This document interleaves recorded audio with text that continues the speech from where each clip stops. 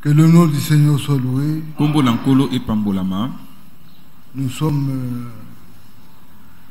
reconnaissants au Seigneur Tozongisi matondi epai nankolo pour la grâce qu'il nous accorde pona ngolu o apesi biso de pouvoir nous tenir devant vous po ete tokana kotelema liboso na bino afin de partager ensemble la parole du Seigneur. na tete tokabola elongo liloba nankolo. Mais avant de débuter toute chose, kasi liboso akobanda makambo nyonso j'aimerais dire 2 points. nani koloba makambo mibale. Le premier, c'est concernant ma Bible liboso na oyo etali biblia na que ngai j'ai finalement retrouvée. o suka namoni yango Elle n'a pas été volée, bayibaki yango te mais elle a été égarée par le frère qui s'occupe de la technique. kasi bandeko na technique babongisaki yango. Mais si je reviens, kasi soki nazongeli c'est yango parce qu'il semble que les propos que j'avais tenus autrefois pamba te kobima lokola malobo nabimisaki liboso étaient vexatoires. yango etungisaki bato Ils ont indisposé plus d'un. yango ebetisaki mingi libaku. C'est pourquoi sincèrement je vous demande pardon. nde na boye nasengi bino bolimbisi Je n'avais pas le droit de le faire. nakokai kosala likambo yango te. Pardonnez-moi. bolimbisa ngai. Et l'autre point, pe likambo c'est en mosusu rapport avec le tôle ici. eza nde kolingisama na batole oyo. Bientôt nous entrons dans la saison pluvieuse. kala mingi te tokokota na eleko ya bambula. Et tous, pe biso je banso crois que nous avons déjà assisté au spectacle na banza libisi tomona que nous avons enseigné lorsqu'il pleut. likambo ekomelaka biso soki mbula ekobeta. On ne sait pas s'abriter toyebaka esika nini ya parce qu'on kokima te. cherche où placer les chaises pamba te tolokolaka esika nini totia kiti et ce n'est pas du tout bon. mpe ezalaka mpenza malamu te. Alors pour essayer de pallier à cela, nde na boye mpona koluka kobongisa likambo yango c'est seulement si nous-mêmes ezali bobele kaka soki nous biso prenons moko à cœur cette chose. nde tozwi na motema likambo yango. Si chacun, soki moko na il nous moko faut au moins 10 tôles. esenge na biso pembe na batole zomi. Si chacun peut prendre cela à cœur soki moko na moko akoki kozwa yango mpenza na motema et dire que cet endroit, c'est là où je prie, c'est aussi ma maison, aloba ete esika oyo eza esika nabondelaka eza mpe ndako na ngai. je crois que na bandi ce ete problème sera évacué rapide. likambo yango tokolongola yango mpenza na lombango. Alors je parle nde na boye en nakoloba m'adressant à tout le monde. nakolobelaka na bato nyonso. Il faut que chacun se sente concerné. moko na moko amona ete likambo yango etali C'est un bango. problème qui nous guette tous. eza likambo ekononga biso Ce n'est banso. pas l'affaire d'un homme, eza likambo ya moto moko c'est te. l'affaire de tout le monde. likambo ya bato nyonso. Si chacun peut prendre à cœur soki moko na moko kozwa na motema d'acheter au moins une tôle, asoba ata tolo ce moko problème sera réglé. nde likambo yango ekosila nango. Bien-aimés frères et nde na sœurs, boye balingami bandeko mbali mpe basi je m'adresse nakolobela vraiment au cœur sensible epai na mitema oyo mikoki pour kosimbama qu'il se laisse toucher po ete etika ete esimbama afin que ce problème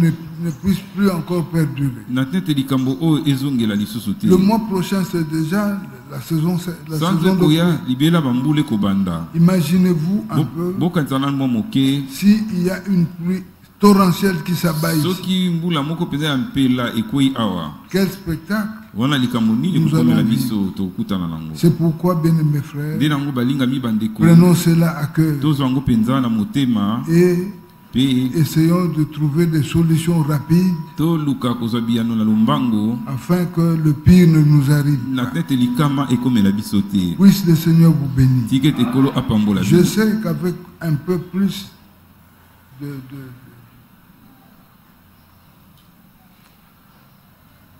de bonne volonté, nayebi ete na mwa motema malamu moke koleka ce problème trouvera une résolution rapide. likambo oyo ekozwa eyano na lombango. Que le Seigneur vous bénisse. kolo apambola bino. Nous nous mettons debout, nous lisons Psaume au chapitre 87. tokotelema tokotanga mokana njembo mokapo ya L'Écriture dit, likomi ekoloba elle est fondée sur les montagnes saintes. yango efandi likolo na engumba esantu. Le Seigneur aime les portes de Sion, kolo alingaka bikuke na Sion plus que toutes les demeures de Jacob. koleka bisika nyonso ya bandako nyonso ya Jacob. Des choses glorieuses ont été dites sur toi, makambo ya nkembo malobamaki likolo na yo, ville de Dieu. engumba na Nzambe. Je proclame l'Égypte et Babylone parmi ceux qui me connaissent. nakosakola Egypte pe Babylone kati na baoyo bayebi ngai. Voici le pays des Philistins. Talani mboka ya bafilistin. Tyr avec l'Éthiopie. Tyr elongo na Éthiopie. C'est dans Sion qu'ils sont nés. Ezande na kati na Sion na nde bango babotami. Et de Sion, il est dit, Pe uta na pe na tina na Sion tous ils elobami. sont nés. Banso babotami kuna na kati. Et c'est le Très-Haut qui l'a fermé. Ezande o aza likolo koleka nde akokembisa Le ye. Seigneur compte en inscrivant les peuples. Kola kotanga na kokomaka mabota. C'est là qu'ils sont nés. Kuna nde bango babotami. Et ceux qui chantent, Pe baoyo bakoyemba et ceux qui dansent, na baoyo bakobina se crient, bakoganga. toutes mes sources sont en toi. Bitoko na ngai nyonso mazali na kati na yo. Que le Seigneur puisse bénir sa parole. Tika ete kolo akoka kopambola liloba na ye. Bien mes frères, Balinga bandeko vous pouvez vous asseoir. bokoki kofanda.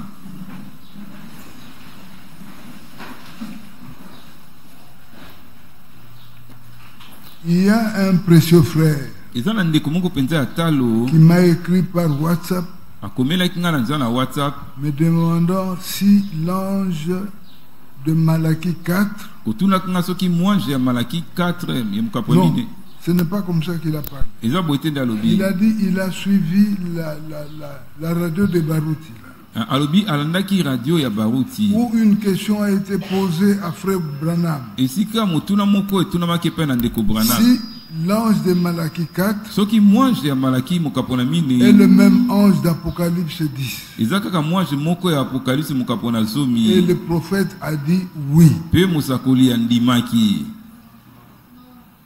Bon, c'est une que les frères avaient besoin d'éclaircissement. Ndeko azaki na bosenga penza ya mwa pole. Je sais que parmi vous ici, il y en a qui connaissent déjà, Nayebi ete kati na bino eza mingi oyo libela bayebi na bango. mais j'aurais aimé Kasi nakolinga répondre ça du haut de la chair koyanola likambo yango wuta na ete esika koteya awa pour que l'éclaircissement atteigne chacun. po ete pole yango ekomela moto nyonso. Peut-être qu'il y a des frères et sœurs qui peuvent encore avoir des hésitations là-dessus Ntango mosusu eza na bandeko mbali mpe basi baza na mwa tembe mwa moke na likambo yango et qui n'arrivent pas à bien s'orienter. baza na makoki mpenza kolona nzela mpenza esengeli te. C'est pourquoi Nde na ntina nango vous me permettez que je puisse répondre à cette question. bokopesanga nzela napesa eyano na motu na yango. Nous prenons Malachie au chapitre 4. Tozwi mokanda na Malaki mokapo na mine. Dans Malachie au chapitre 4, Na Malaki mokapo na mine il est dit ceci. elobami boye.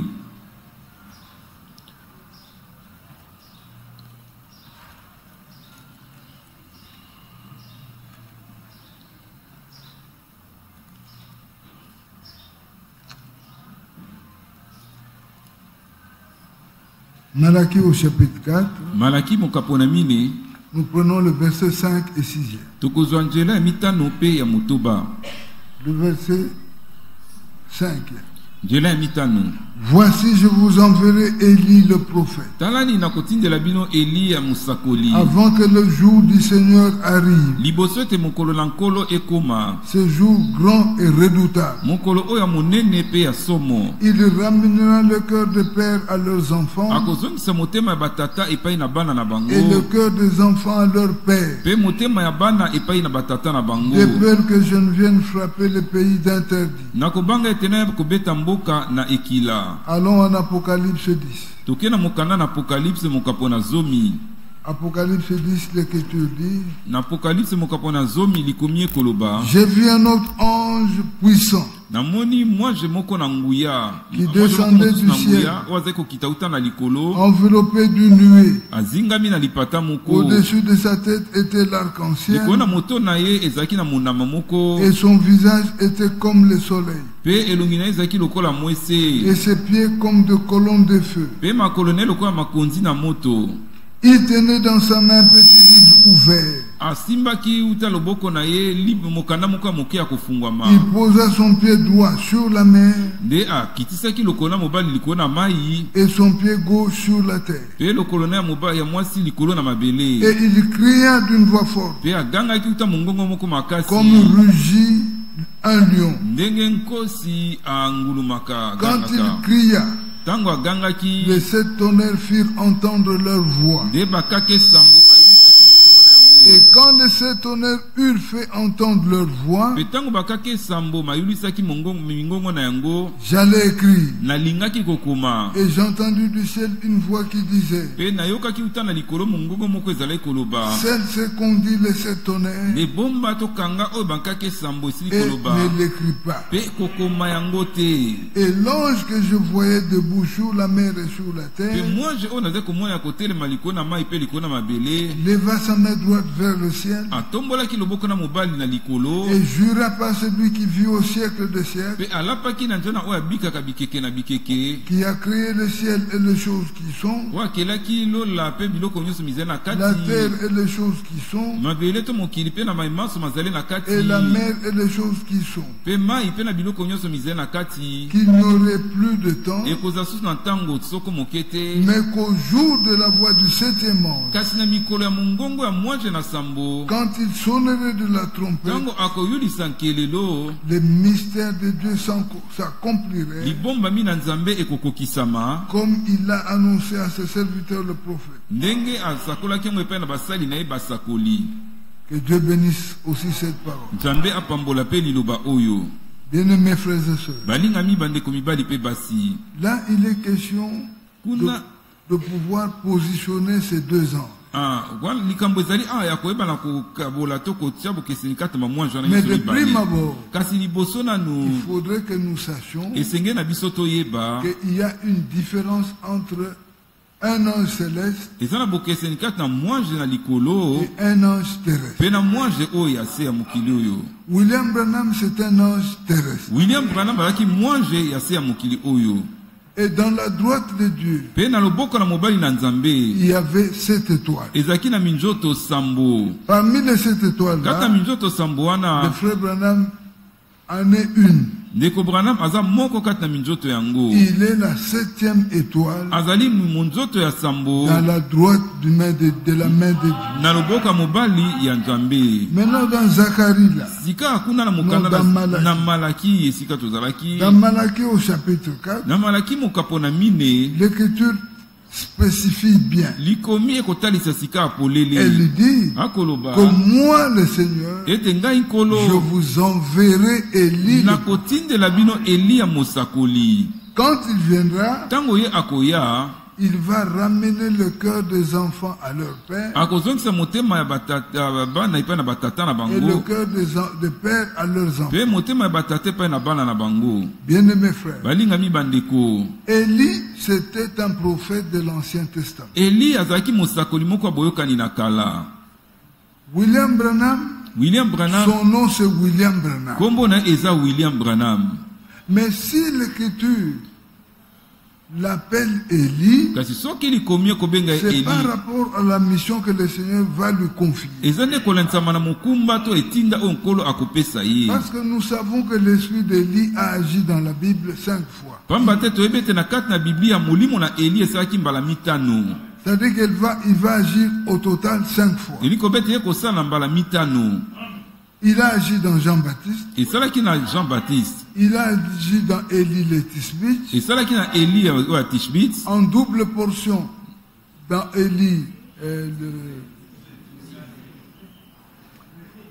dans Élisée, ndemba mibale esalaki na kati na Élysée, dans Branham, na kati na Branham, et la 5e fois c'est quand Élie sera envoyé en Israël. eza mbala mitano ekoza ntango Eli akotindama na Israel. Mais quand Élie vient, Kasi ntango Eli akoya il doit faire quoi? esengeli aya kosala nini? Élie vient Eli akoya avec comme tâche, na mokumba selon la Bible, kolandisama na de Biblia pouvoir ramener nos cœurs à nous, ako kozongisa mitema oyo ya au biso cœur apostolique. na mitema ya bantoma. C'est-à-dire Elingi koloba que par la mission d'Élie, ete na nzela mosala ya nous devons Eliya parvenir à croire comme croyaient nos parents apostoliques. esenge tokóma na kondima ndenge baboti na biso bantoma bazalaka kondimela. Et ça, Branham l'a fait. Oyo Branham asalaki yango. Et Wald Frank dit, Ewal Franka koloba si tu veux savoir soki olingi si le koyeba ministère de William Branham a pu toucher ton cœur, soki mosala côté ya William Branham regarde esimaki comment motema tu na agis par rapport à la parole. tala ndenge nini okoyanola liboso na liloba. Nous, aujourd'hui, nous devons croire chacune des Écritures. Biso lelo esengeli tondimela moko na moko na likomi. C'est dans cela que nous saurons que nos cœurs ont été ramenés réellement. Na bongo nde tokoyeba ete mitema na biso mizongisamaki ya Et solo. Branham l'a fait. Pe Branham asalaki yango. Bien-aimés frères, Balingami bandeko. comment savons-nous que c'est Branham? Ndenge nini biso toyebi ete eza Branham. Quand nous prenons Matthieu au chapitre 17, Tango tokozwa mokanda na Matthieu mokapo ya 17.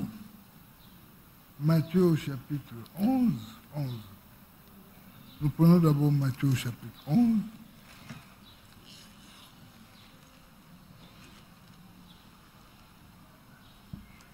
L'Écriture dit, Likomi ekoloba. dans Matthieu au chapitre 11e, Matthieu 17, 11. non c'est 17, Matthieu 17, 11. c'est 17, 11. le verset 11. Dans Matthieu 17, le verset 11 dit, Na mokanda na Matthieu mokapo ya 17 nzela 11 likomi nous ekoloba. remontons à partir du verset 10e. Tokomatana kino na molongo ya 10. Les disciples lui firent cette question. Bayekoli batunaki motuna oyo. Pourquoi donc les scribes disent-ils qu'Élie doit venir premièrement? Pona nini na boye bakomi bakoloba ete Eli esengeli aya nanu liboso. C'est là où repose tout le fondement de cette question-là. Nde esika moboka motuna na nyonso efandi. Élie doit venir premièrement. Eliya esengeli aya nanu liboso. Et Jésus répond. Pe Yesu ayanoli. Il répondit. Ayanoli Il boye. là, c'est Jésus. Wana o wana ezande Yesu. Il est vrai qu'Élie doit venir Ezali ya solo ete Eliya esengeli aya. et rétablir toutes choses. Pe kozongisa makambo nyonso ndenge Mais je ezalaki. signale en passant Kasi nakoloba na que koleka. quand Jésus répondait ici, Tango Yesu azali koyanola awa. Jean-Baptiste était déjà venu. Jean-Baptiste libela sayaki. Mais écoutez comment il aligne les choses. Kasi botala ndenge nini akofandisa makambo. Il dit que Élie doit venir. Abi Eli esengeli aya. Nous tous nous sommes passés sur le banc de Biso l'école. banso toleka na kelasi. Nous savons que doit venir, Bebete esengeli aya.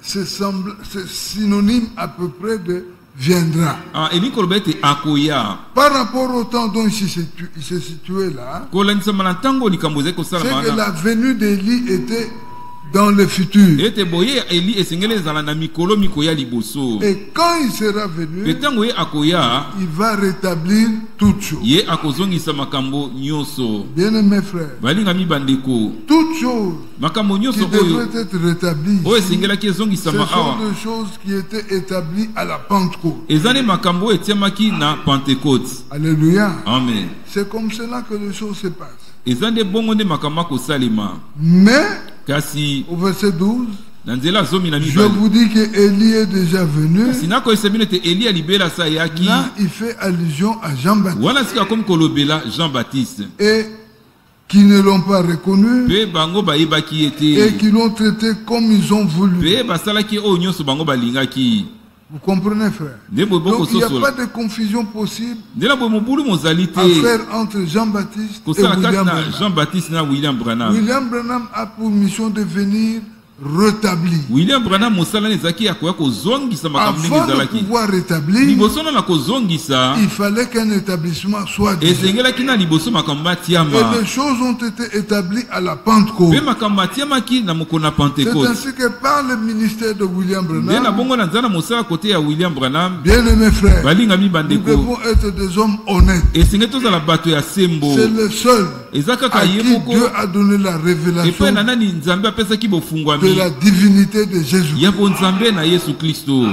Dieu lui a dit, Nzambe alobaki na en lui ye. montrant 3 arcs-en-ciel. Na kolakisaki baminama misato. Et ces 3 arcs-en-ciel se sont fondus en un seul. Pe nyonso esanganaki na moko. Et la voix lui a dit, Pe mongongo elobi na le ye. Jéhovah de l'Ancien Ete Jehova Testament, oyo boyokani na kala. c'est le Seigneur Jésus-Christ dans le Eza nde Nouveau. kolo Yesu Kristo na boyokani na sika. Bien-aimés frères, balingami bandeko n'ayons pas honte de dire la vérité. tozana soni ya koloba bosolo Ce n'est te pas à moi que Dieu a dit ça. eza pe na ngate ne nzamba alobaki yango Ce n'est pas à toi. eza pe na Non yo te plus à tous ces dénominations. na mango bana nyuso na bato te C'était à William Marion eza Branham, nde na William Marion Branham à qui Dieu a dit epe ça. na nani nzambe Et alobaki lui bongo aussi, il est venu, pe ye pe ayaki il nous a enseigné sur ça. alakisi biso pe ateyi biso kolandisa Bible à la main. wana na biblia na Il nous maboko a démontré atalisi biso que polele le Père, ete le tata Fils, mwana le na Saint-Esprit, elimo mosantu ce ne sont pas de noms, eza bankombo te mais ce sont des titres. kasi tobe kaka bampifo Le seul nom auquel se rapporte ce titre, kombo oyo kaka bampifo yango ekangami c'est le nom de Jésus. eza nde kombo na yesu kristo Alors, bien aimés frères, nde na boye balingami bandeko partant de là, koutaka na likambo oyo nous avons connu et reçu la nde révélation biso toyokaki mpe toyindimaki que le bofungwami baptême que nous devons prendre, ete libatisi oyo esenge na biso c'est tozwa le baptême au nom du Seigneur Jésus-Christ. eza nde libatisi na kombo na nkolo yesu kristo Quand tu reçois ce ntango baptême-là, okoyamba libatisi tu wana obtiens obligatoirement le pardon de tes nde péchés. mbala moko ozwi bolimbisi ya masumu na yo Et Dieu te donne don du Saint-Esprit. mpe nzambe apesi yo mbala moko likabo ya molimo mosantu C'est ce que nous renseigne le document. yango nde oyo mokanda ekolobela biso Alors, bien aimés frères, nde na boye balingami bandeko nous disons sans embâche tokoloba wana kotia mai na monoko te à quiconque veut nous entendre na oyo kani alingi koyoka que biso nous sommes fiers ete biso toza na enzombo d'avoir reçu le prophète de Dieu en ce temps. ya koyambaka mosako na nzambe na eleko oyo Celui qui est venu nous éclairer dans les Écritures. ye nde ayaki kopesa so pole kati na makomi Par le ministère de William Branham, na nzela mosala kote ya William il Branham n'y a plus d'ombre dans la Bible. nde na boye mobulu to eza mobulu eza Tout na a biblia été te éclairé. nyonso ezwaki pole Tout ce que l'épouse devrait connaître, oyo nyonso mwasi na libala esengelaki par ce ayeba ministère, il l'a connu. na nzela mosala oyo ye ayebaki yango Bien aimés frères et sœurs. balingami bandeko mibali mpe basi Et nous sommes fiers de ça. mpe toza na enzombo na ntina na likambo yango Mais maintenant, dans Matthieu 9, non, Marc 9, na mokanda na marke mokapo na libwa dans Marc au chapitre 9, na marke mokapo na libwa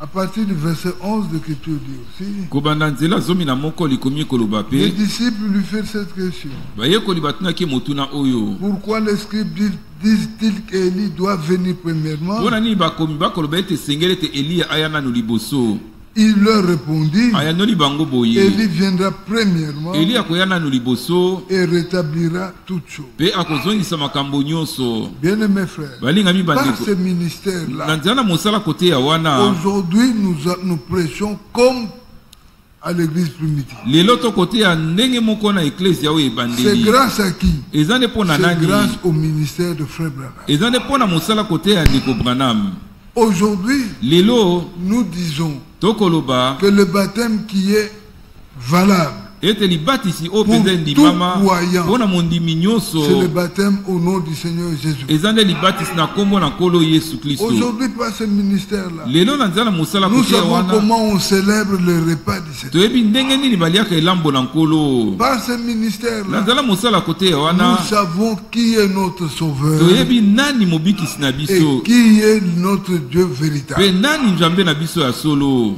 Bien-aimés frères, balingami c'est ce que bandeko William Branham est venu faire. yango nde oyo william branham ayaki kosala Mais maintenant, kasi à sikawa côté de ça, pembeni na yango il y a l'ange d'Apocalypse 10. eza na mwange ya mokanda na apokalipse mokapo na zomi J'espère que nous avons compris na bandi banso tososoli l'ange de Malachie 4. ete mwange ya malaki mokapo na mine L'ange de Malachie 4, c'est un homme. mwange ya malaki mokapo na mine eza nde Et cet moto homme-là a son nom. moto yango aza na nkombo na ye Son nom, c'est William Marion Branham. nkombo na ezalaki william marion branham C'est un homme que Dieu s'est révélé dans sa vie eza moto nzambe amitalisaki na bomoi na ye comme il ne l'avait fait auparavant ailleurs. ndenge atikala kosala yango epai mosusu Le te ministère de William Branham mosala koteya ya william branham s'apparente avec celui de Jésus-Christ sur la terre. yango ekokana oyo ya yesu kristo na mokili Dieu a tellement visité cet homme nzambe ayaki mpenza kotala moto mpenza au mingi point que des hommes qui n'ont pas d'équilibre kino ete bato bazalaki na makoki ya kotelema malamu te l'ont appelé Dieu. babengaka ye nzambe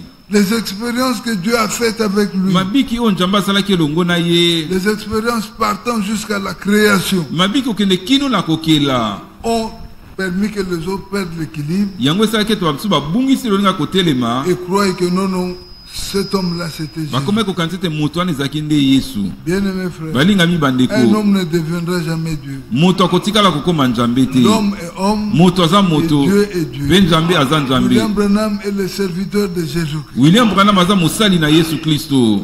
Maintenant dans Apocalypse 10. Sika na Apocalypse mokapo na zomi, Dans Apocalypse 10, là, na mokanda na Apocalypse mokapo na la zomi, prédication où frère Branham a prêché sur ça. lite ya ondeko Branham ateyaki likolo na yango, Il dit lui-même akoloba ye moko que cet ange-là, ete mwanje wana c'est un ange, c'est le Seigneur Jésus-Christ. aza mwanje moko eza kolo Yesu Kristo.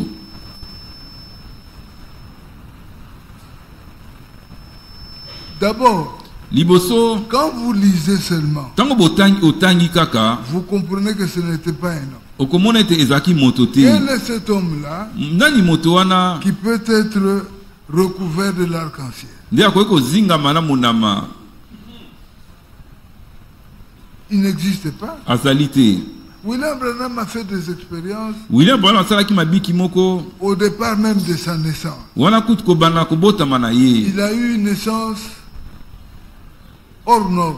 kobotama na ye ezalaki ya lolenge mosusu. Oui, le Seigneur est venu lui rendre visite depuis son berceau. Nkolo ayaki kotala ye kouta na berceau na Et ye. à l'âge de 2 ou 3 ans, il avait déjà des visions Na mbula mibale to misato libela akomaki komona bimono dont il se souvenait. oyo kutu azalaki kokanisa ya koyeba Et des yango. interdictions formelles lui ont été faites, Nde makambo ebele bapekisaki ye asala, lui empêchant de ne pas boire, bapekisaki ye amela, de ne pas fumer, amela mpe makaya de te, essuyer son corps d'une autre manière, akomisa nzoto ne mbindo na lolenge mosusu te, mais de se garder, de se conserver chaste kasi amibatela mpenza peto pour l'œuvre à laquelle le Seigneur l'avait appelé. mpo na mosala oyo Nkolo akobenga ye. Bien aimé frère, Balingami c'est bandeko, Dieu qui a fait tout ça. nzambe nde asalaki nyonso wana. William Branham lui-même n'était pas capable de le faire. William Branham na makoki ne moko akoki kosala Parce yango que te, plus d'une fois, po ete mbala il a ebele été tenté de pouvoir tomber dans ces choses. nde abendamaki ete kokokwea na makambo wana, Mais il y a toujours cette voix-là kasi ya ntango nyonso na mongongo wana qui le reprenait. oyo ezalaki kopamela ye Et il s'alignait. mpe azalaki kozonga na molongo. Il se souvenait toujours Azalaki ntango nyonso kokundola de l'interdiction que la voix lui avait faite. na likambo mongongo epekisaka ye. Bien aimé frère. balingami Mais bandeko, quand nous arrivons en Apocalypse 10, ntango tokomi na Apocalypse mokapo na zomi, l'Écriture dit likomi que ekoloba c'était un ange puissant ezalaki mwanje moko na nguya qui descendait du ciel, oyo azalaki kokita uta na likolo, enveloppé d'une nuée. wana azingami na lipata, Au-dessus de sa tête était l'arc-en-ciel. likolo na moto na ye ezalaki na monama moko, Et son visage était comme le soleil, mpe elongi na ye ezalaki konga lokola et mwese, ses pieds comme des colonnes de feu. mpe makolo na ye lokola makonzi na moto.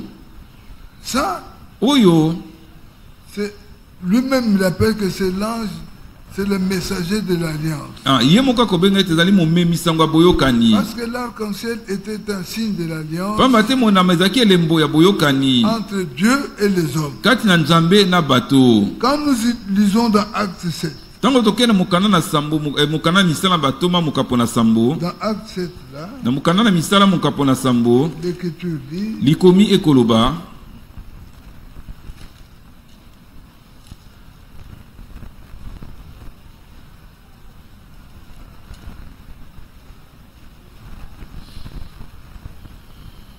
nous prenons à partir du verset 6e. tokozwa kobanda mokapo nzela ya motoba. Dieu parla ainsi. Nzambe alobaki boye, Sa postérité séjournait dans un pays étranger. bokitelele makofanda na mboka moko ya bapaya, On la réduira en servitude et on la maltraitera pendant 400 ans.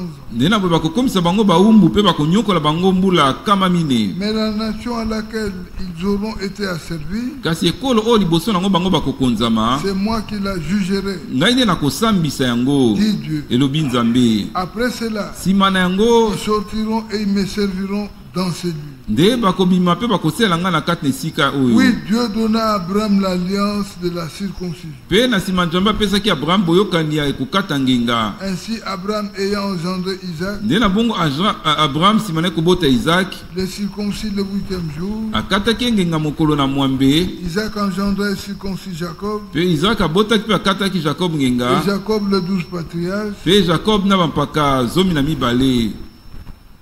Les patriarches jaloux de Joseph le vendirent pour être amenés en Égypte. ndena boye mpaka to bakoko kosalaka zuwa na Joseph batekaki ye po ete amemama na mboka Egypte. Mais Dieu fut avec lui kasi Nzambe azalaki elongo na ye et le délivra de toutes ses tribulations. pe akangolaki ye na minyoko wana nyonso. Il lui donna de la sagesse apesaki ye bwanya et lui fit trouver grâce devant Pharaon, pe roi asalaki ete d'Égypte, za ngolu liboso na Pharaon mokonzi na Egypte. qu'il établit gouverneur d'Égypte et de toute sa maison. Pe atiaki ye mbula matari ya Egypte pe ya ndako na ye mobimba. Bien-aimés frères, balingami bandeko cette alliance-là, boyokani wana c'était l'alliance que Dieu seul avait pu établir eza boyokani oyo Nzambe ye moko asilaki kotia entre lui et les hommes. kati ye elongo na bato. Quand nous lisons Genèse, ntango tokotanga mokanda na Genèse dans Genèse, au chapitre 9,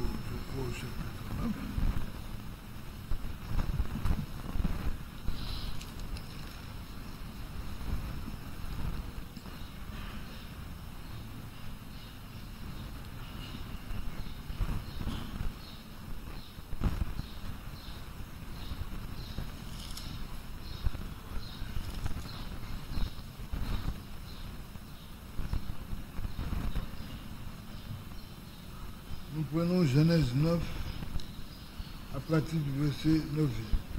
tokozwa mokanda na Genèse mokapo na libwa kobana pe na nzela ya libwa.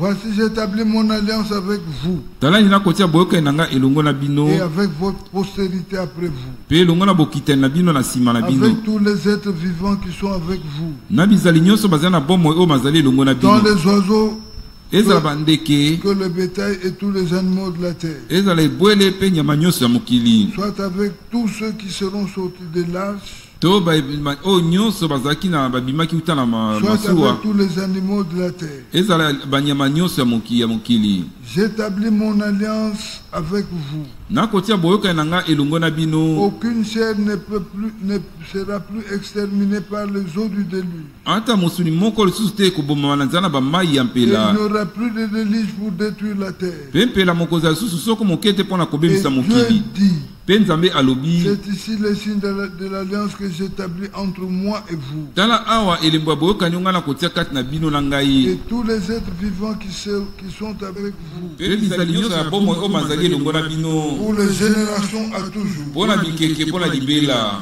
J'ai placé mon arc dans la nuque. nasili kotia monama na ngai kuna na lipata. Et il servira de signe de l'alliance entre moi et la terre. pe yango ekozala kokola elembo ya boyokani kati na ngai mpe elongo na mokili. Quand j'aurai rassemblé des nuages au-dessus de la terre, ntango nakoyeba na kosangisa mapata likolo na mokili, l'arc paraîtra dans la nuit. nde na boye monama makomonana kuna na lipata. De quel arc il est question? bakolobela monama nini? De l'arc-en-ciel. eza kaka arc-en-ciel to monama. Et je me souviendrai de mon alliance entre moi et vous pe nakokundola su boyokani na ngai kati na bino na et ngai tous les êtres vivants. pe na bizali nyonso Et na toute bomoi. chair et les eaux ne deviendront plus un déluge pour détruire toute pe chair. mosuni nyonso pe bamai makozala susu mpela te mpo na kobebisa mosuni nyonso. L'arc sera dans la nuit. nde monama mokozala kuna na lipata. Et je le regarderai pe ngai nakotala pour yango me souvenir de l'alliance perpétuelle mpo na kokanisa ntango nyonso boyokani oyo ya libela entre Dieu et tous les êtres vivants, kati na Nzambe mpe na bizali nyonso bazali na bomoi de toute chair qui est sur la terre. mpe na mosuni nyonso mozali na mokili. Et Dieu dit à Noé,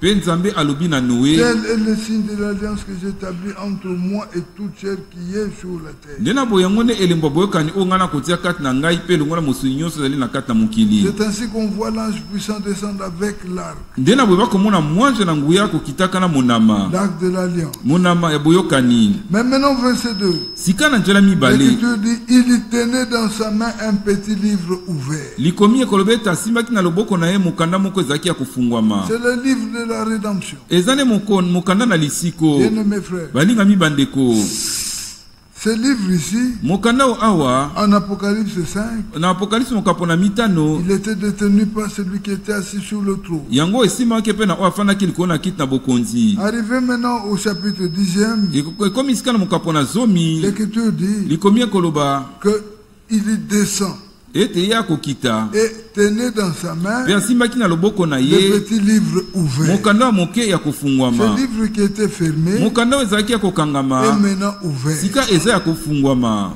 Et puisque le livre est ouvert, mpe po ete mokanda yango eza ya kofungwama c'est que tout ce qui était écrit dedans ont Et nous- été revêtus. elikomi ete oyo nyonso ekomaki na kati sika wa Parce matalisami que la polele. Bible dit que le livre était ouvert. pamba te biblia ekomi ete mokanda ezalaki ya kofungwama. Bien-aimés frères, balingami bandeko, si nous allons peut-être dans le livre de Daniel, soki tokei na mokanda na daniel nous verrons que l'ange là tokomona ete mwange wana avait le deux mains levées au ciel. azalaki na maboko mibale ya kotombama na likolo. Mais maintenant, dans Apocalypse 10, sika na apokalipsi mokapo na il zomi n'a qu'une seule main levée aza au kaka na ciel. loboko moko ya kotombama likolo. Parce que dans l'autre main, il y a ce petit livre-là ouvert. pamba te na loboko mosusu eza na mokanda na moke ya kofungwama. Dans Daniel 12, na daniel mokapo na zomi likomi ekoloba. dans Daniel 12, daniel mokapo na zomi na mibale l'Écriture dit, likomi ekoloba.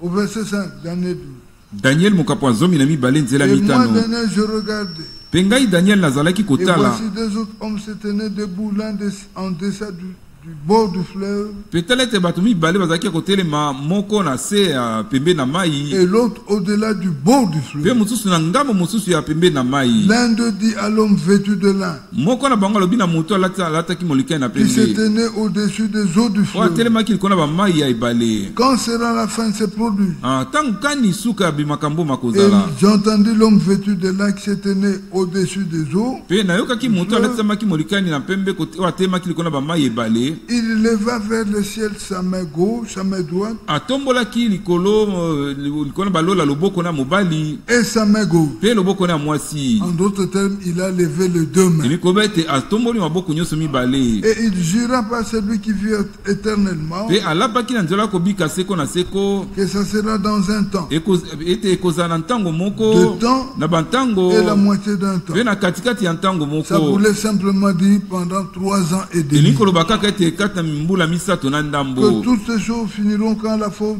du peuple saint sera entièrement brisée. ete makambo oyo nyonso makosila ntango bokasi ya libote santo ekobukama mobimba. J'entendis, mais je ne compris pas. nayokaki kasi nasosolaki Et j'ai te dit, mpe nalobi mon Seigneur, quelle sera l'issue de ces choses? na bikolo na ngai suka makambo ekozala ndenge nini. Maintenant, ici en Apocalypse 10, sika ana apokalipsi mokapo na zomi l'ange descend mwange avec akokita dans une main le petit livre ouvert ete na loboko moko mokanda moke ya et kofungwama l'autre main reste suspendue. mpe loboko mosusu etikali ya kotelema. Bien mes frères, balingami quand bandeko, il descend ainsi, ntango akokita awa il pose son pied gauche atie loboko ne ya mobali sur la terre atie loboko na mobali lokolo na mwasi na mabele et son pied droit sur la mpe mer lokolo na mobali likolo na mai et il crie d'une voix forte. mpe agangi mongongo moko ya makasi. Quand il fait ce mpe signe-là, ntango asali likambo wana il réclame la possession de toutes choses. nde na akosenga sikoyo azwa biloko nyonso Tout a été créé par lui nyonso ekelemaki epai na et ye tout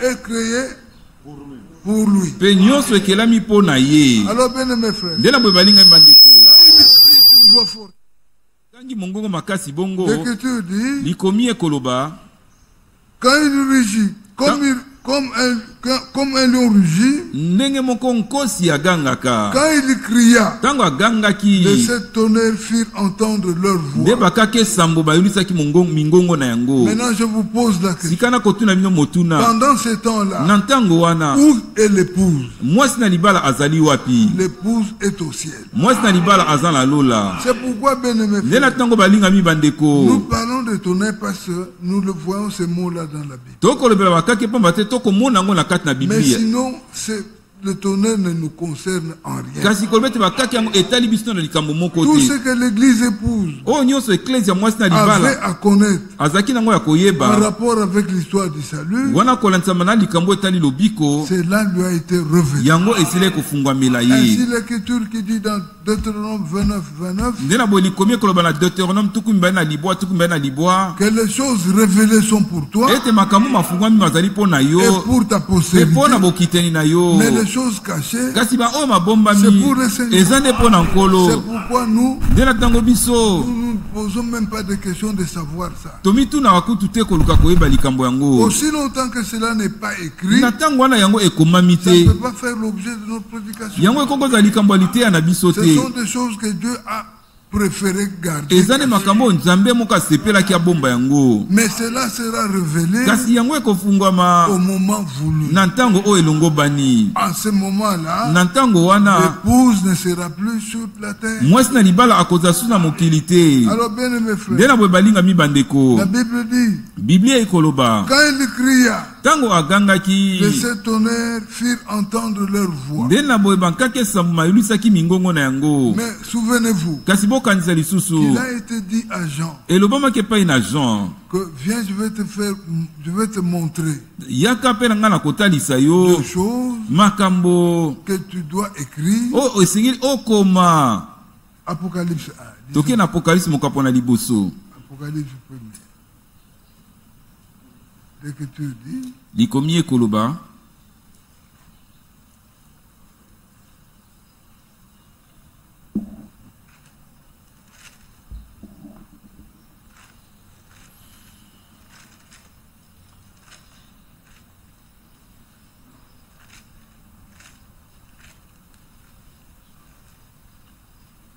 Apocalypse au chapitre 1. Révélation de Jésus-Christ, bofungwami na Yesu Kristo que Dieu lui a donné pour montrer à ses serviteurs les choses qui doivent arriver bientôt, oyo nzambe apesaki ye mpo etatalisa yango epai na basali na ye makambo oyo esengeli makoma kala et mingi qu'il a te, fait connaître par l'envoi de son ange mpe oyo asili kotalisa na nzela botindami ya mwange na ye à son serviteur Jean, epai na mosali na ye Jean, lequel a testé la parole de Dieu oyo esili kondimisa mauta na liloba na et le nzambe témoignage de mpe Jésus-Christ, litatoli na Yesu tout Kristo ce qu'il a vu. oyo nyonso ye amonaki. Heureux esengo celui qui lit oyo akotanga et mpe ceux qui entendent les paroles de la prophétie mpe bayeba koyoka maloba ya lisakoli et qui gardent mpe bakobatela les choses qui sont écrites. makambo oyo makomami na kati, Car le temps est proche. pamba te ntango ekomi Mais pembeni. maintenant, quand nous en arrivons à Apocalypse 10, sika ntango tokomi na apokalipse mokapo na zomi, l'écriture dit à partir du verset 4. likomi ekoloba koba na nzela mine, Et quand les sept tonnerres eurent fait entendre leur voix, mpe ntango bankaki esambo mayulisaki mingongo na yango, j'allais écrire. nalingaki Donc kokoma. il s'apprêtait déjà à Likomi te ye écrire. abelemaki libela mpo Parce que etakoma, l'ordre lui avait été pamba te motindo donné epesamelaki ye d'écrire tout ce qu'il allait voir ete akoma makambo nyonso azali komona, et de l'envoyer aux sept églises. mpe atinda yango na baeklesi ya sambo. Et j'entendis du ciel une voix. Mpe nayokaki uta na likolo mongongo moko. Bien mes frères, balingami bandeko, la voix là, ce n'est pas la voix du Satan.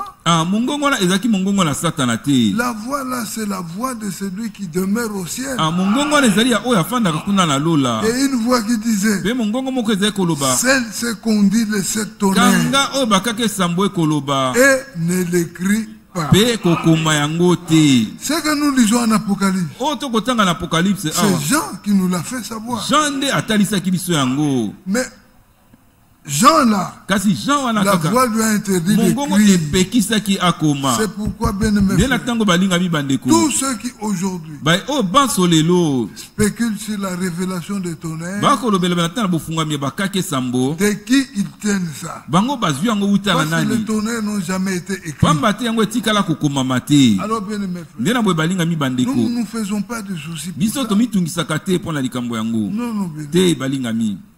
Et Wald Frank, Ewald Frank à Marseille, na mboka Marseille, oui, en 1990 à 96, na 1996 une question lui a été posée. batunaki motuna moko, Frère Frank, ndeko Frank, est-ce que ton ministère est dans la Bible? boni mosala na kote ya eza kati na biblia. Et aussi une autre, Pe mosusu, est-ce que les sept tonnerres sont révélés? boni bakaki esambo masi kofungwama. Bien aimé frère, Balingami il bandeko, dit qu'il est allé dormir avec un cœur souffrant. Abi akende kolala na motema moko Parce qu'il ekotumisa n'avait ye. aucune réponse à cela. Pamba te azaki ne yanu moko te na likambo yango. Mais pendant qu'il dormait, Kasi na tango alalaki wana, le Seigneur est venu lui parler. Kolo ayaki kolobela ye. Il lui dit, Alobi na ye, mon serviteur, mosali na ngai, j'étais appelé selon Matthieu 24, na bengi okolensama na Matthieu mokapo tukumba na mine, 45 à 47. nzela tukumine na mitano pe tukumine na sambo. Et ailleurs, l'Écriture dit, Pe na bongo likomi koloba, prêche teya liloba, teya, ce qui est écrit. teya kaka o ekomami. Et il dit que je me suis senti l'homme le plus consolé. Pe na mona ket na komi moto penza boni Parce sami que Dieu kolika. lui-même est venu répondre à ses préoccupations. Pamba te nzambe moka ko yanola na mutu isi na ye. Alors, bien aimés frères, Ndena boye balinga mi bandeko. ne nous faisons pas de soucis. Ndeto mitungisa mate. Nous sommes dans la bonne orientation. Toza na njela oya malamu. La bonne orientation Njela oya malamu est celle qui nous conduit dans la Bible. ezani oya komema biso kati na Parce que dans Biblia. la Bible, il n'y a pas de fausses réponses. Pamba te na Biblia biyano alukuta mazalaka La te. Bible est le livre de la vérité. Biblia ezali mokanda ya bosolo. C'est le document. Ezande mokanda. C'est le testament. Ezande mokanda na mowe. Rien ne peut être ajouté. Pardon? Rien ne peut être Eloko moko te koyiko bakisama. et rien aussi ne peut être enlevé. Eloko moko te pe bakoyiko longola. C'est pourquoi, bien mes frères, Nde na tinango balinga mi bandeko. gardons la foi. Tobatela kondima. La foi nous provient de l'enseignement qui provient des Écritures. Kondima eko uta na malakisio mako utela biso na makomi. Alors, bien mes frères et sœurs, Nde na boye balinga bandeko mbali pe basi. le frère a été un peu troublé Ndeko azwaki mwa mobulu. parce que Pamba te. c'est de la bouche de William Branham Ezande uta monoko ya William Branham. de qui nous apprenons ces choses, Ute pa na nento koyeba makambo yo. qui est venu dire presque le contraire. O ayaki koloba likamoko ekesani na yango. Cela ne peut pas nous offusquer. Yango ekoki kobeta biso libaku te. Vous savez, frère, Boyebi bandeko. dans la séance de questions et réponses, Na kati na molulu ya mituna pe biyano. et au cours d'une prédication, Pe na kati na lite ya moko. c'est différent. Eza makambo akesani. Au cours de la prédication, Na kati na lite ya. il y a l'onction que Dieu déverse. Eza na epakoli oyo nzambe Et akokitisa. cette onction-là Pe epakoli wana. permet que l'homme puisse utiliser les Écritures c'est-à-dire d'une manière assez conforme. Ete moto asala makomi na lolenge penza o Mais ezongo bandi. dans une séance de questions et réponses, Kasi na milulu ya mituna pe biyano. peut-être que la personne peut afficher déjà de la fatigue. Tant su moto akokoza tant sa lembi. Il peut placer une écriture Akoko tia likomi moko. à l'endroit qu'il ne fallait pas. Na esika o esengela kite. Cela est possible. Yango ekoko salema. Mais qu'à cela ne tienne, Kasi ata nous kobongo. ne nous en prenons pas à Branham. Biso tokotemela Branham Non. te. Nous disons Tokoloba. que c'est quelque chose qui est malvenu. Eza eloko moko yaki na ntango ya malamu te. Et nous les dédonnons pour ça. Pe biso tokosilikile mpo na yango Mais te. seulement cela ne va pas changer notre façon de voir. Kasi yango ekobongola lolenge na biso kondimela te. Parce que notre façon de comprendre est biblique. Po ete lolenge na biso kososola eza na Biblia. Comme elle est biblique, Lokola yango eza na elle Biblia. est fondée sur Jésus-Christ, Yango efandi likolo na Yesu le Kristo. roc solide. Oyo ezali libanga oyo ya makasi. Bien-aimés frères, Balinga mi bandeko. que le Seigneur nous bénisse tous Kolo apambola biso banso. et qu'il vienne à notre secours. Pe aya kosalisa biso. Nous avons lu Totangaki dans Psaume 87, totangaki na njembo tuku mwambe na sambo. là l'Écriture dit, Kuna likomi ekoloba. parlant de Sion, Kolobaka na tina na Sion. l'Écriture dit, elle est fondée sur les montagnes saintes. Likomi ekoloba ete yango efandi likolo na engumba esantu. Le Seigneur Ngomba aime les esantu. portes de Sion plus que toutes les demeures de Jacob. Encore alingaka bikuke na Sion koleka bandako nyonso ya Jacob. Dans le psaume 130, Na njembo kama moko na tuku 132. misato na mibale. dans le psaume 132, Na njembo kama moko na tuku misato na mibale. l'Écriture dit à partir du verset 13, Likomi ekoloba koba na nzela zomi na misato. oui, le Seigneur a choisi Sion. Ya solo nkolo aponaki Sion.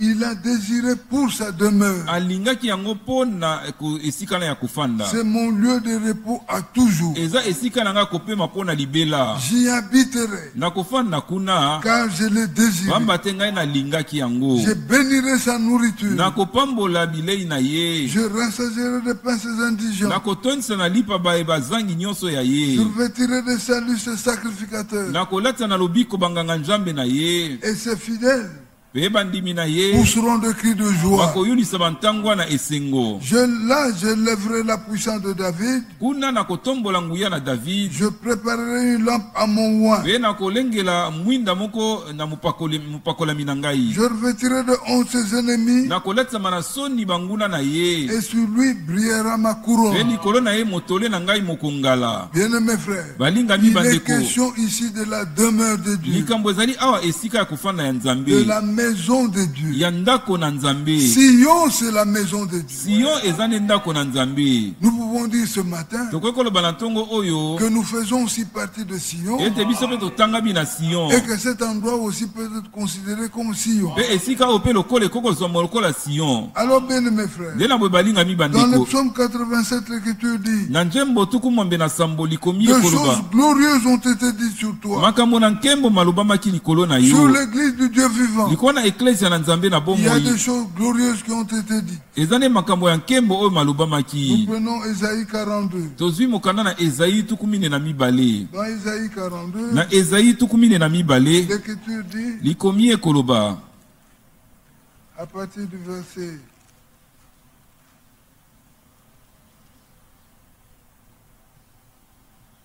à partir du verset 22, Koba na nzela ya tuku mibale na mibale. l'Écriture dit, Likomi ekoloba. c'est un peuple pillé et dépouillé. Eza libota moko babotolaki epe bapunzaki na biloko nyonso. On les a tous enchaînés dans de cavernes, Bakangaki bango minyolo bango banso na mabulu ya mabanga. plongés dans de cachots. Babwakami na kati na bakasho na Ils ont baboloko. été mis au pillage Nde na boye peza bapotolaki bango biloko. et personne qui les délivre. Pe moto moko te akokangola bango. Dépouillés et Bapunzami. personne qui disent, Pe moto moko te akoloba. restitue. Zongisa. Bien-aimés frères, Balingami bandeko. en cette heure ici, Na ngonga oyo awa. Dieu a fait une promesse. Nzambe asalaki elaka Il moko. a dit, Alobaki. je vous Ngai remplacerai, nakozongisela bino. je vous restituerai, Nakozongisela bino. je rétablirai. Nakozongisa ndenge ezalaki Bien-aimés libandeli. frères et Balingami sœurs, bandeko mibali mpe basi. aujourd'hui nous sommes tous témoins Lelo biso banso tokomona de na biso na l'action biso que le moko. Seigneur est en train de mener dans son église. Mosala oyo nkolo akosala kati na Le eklesia na Seigneur ye. nous a rétabli. Nkolo asili kozongisa biso Le libandeli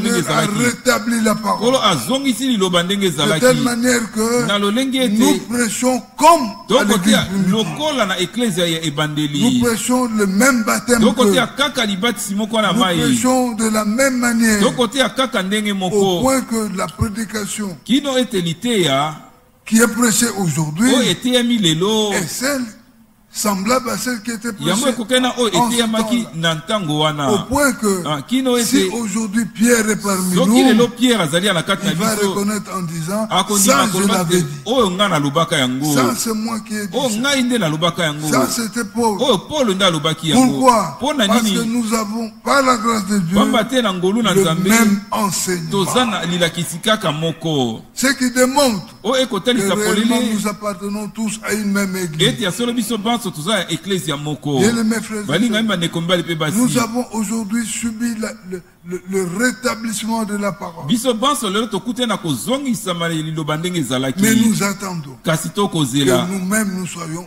rétablis. ete biso moko mpe tozongisama lolenge Le ebandeli. Seigneur va nous rétablir. Kolo akozongisa biso ndenge Le Seigneur ebandeli. commencera par rétablir le ministère. Kolo akobana na kozongisa misala koteya Et ndenge ce sont les ezalaka. ministères Peza na misala à leur koteya tour qui restitueront l'église. na ngala ngo nde ekozongisa eklesia ndenge ezalaki. Bientôt nous passons à la phase de l'achèvement. Kala mingi te koleka na ntango ya kosisa mosala. Bien-aimés frères, Balingami bandeko vous savez tous l'achèvement. boyebi bino banso suka ya Nous ne sommes mosala. pas encore de plein pied dedans. ngani mobimba tokoti na kati te Mais kasi nous avons commencé un peu le début. nde toza na ebandeli Mais nango au jour où le Seigneur achèvera kasi na son mokolo église, nkolo akosilisa mosala na ye bien-aimés frères, balingami bandeko s'accomplira Ésaïe 28, nde na bo ezali tukumbe na mwambe le kokokisama verset 21, nzela tukumbe na moko où il y aura des choses o ekozala extraordinaires. makambo ya kokamwisa makasi Les gens qui nous critiquent bato aujourd'hui bakotonga biso lelo mettront leurs mains à la bouche. nde bakotia loboko na bango na Tellement monoko qu'ils assisteront à des actions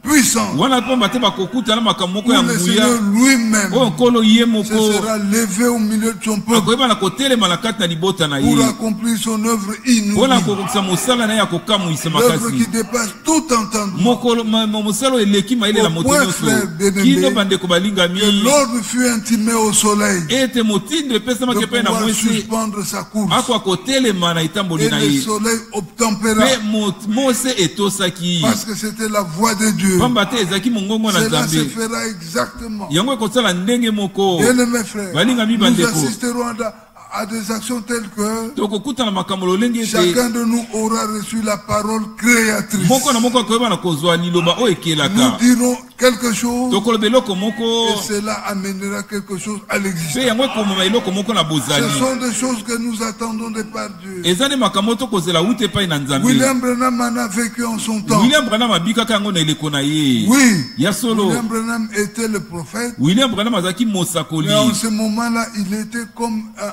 un échantillon. kasi na ntango wana azalaki lokola échantillon Dieu a voulu faire voir. nzambe alingi Vous kotalisa le voyez, ete bokomona mais ye j'ai encore beaucoup d'enfants en kasi naza so réserve. na bana ebele oyo na bombi Ils accompliront plus que oyo ça. bakosala kutu koleka wana Mon frère, ma soeur, ndeko na nga mobali mpe soyons mwasi tranquilles. tozala na biso kimia Continuons à croire. tokoba kaka Parce kondimela que Dieu est celui qui se lèvera pamba te nzambe azali ya et kotelema accomplira des choses énormes mpe akokokisa makambo ya minene pour son église. mpo na eklesia na ye Bien-aimés frères et balingai sœurs. bandeko mibali mpe basi Mais maintenant, dans Psaume 87, sika là, na njembo tukumombe na sambo kuna l'Écriture dit, likomi ekoloba je proclame l'Égypte et Babylone. nakosakola egypte mpe na babylone Parmi ceux qui me connaissent, kati na baoyo bayebi ngai voici le pays des Philistins. talani mboka na bafilistin Philistins tirent avec l'Éthiopie. ti mpe elongo na éthiopie C'est dans Sion qu'ils sont nés. ezali kati na sion nde bango Mon babotani frère, ma soeur, ndeko na ngai mobali mpe nous ne mwasi venons pas ici toyaka awa te pour chauffer les chairs. mpo ete toyaka kaka kotondisa baba Nous ne venons pas toyaka awa pour nous regarder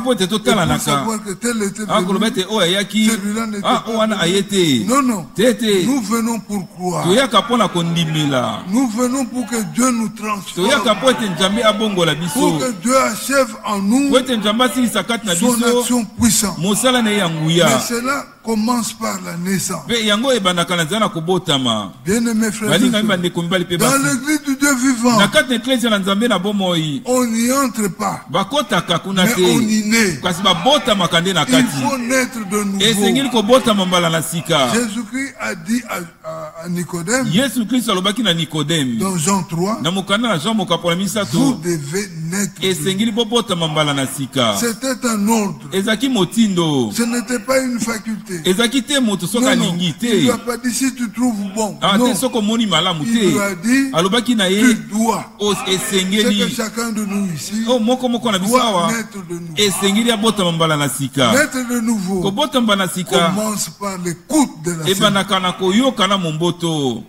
Quand tu reçois la sémence ntango en okoyamba toi, momboto na kati na yo la sémence t'engendre. momboto sikoyo ebotisi yo Alors, nde na bongo après engendrement, nsima na kobotisa makuta na momboto il y a possibilité que l'enfantement se fasse. nde na bosika ya kobotama mobimba esalema Dans Jérémie, il est écrit, na jeremi ekomami ce monsieur-là demanda à son père, moto wana atunaki mpe na tata na ye pourquoi m'as-tu mpo engendré? na nini opesela nga momboto Et il dit à sa mère, mpe alobi na mama na ye pourquoi m'as-tu mpo enfanté? na nini yo obotaki ngai Bien-aimés frères, balingami bandeko ici il est question de naître.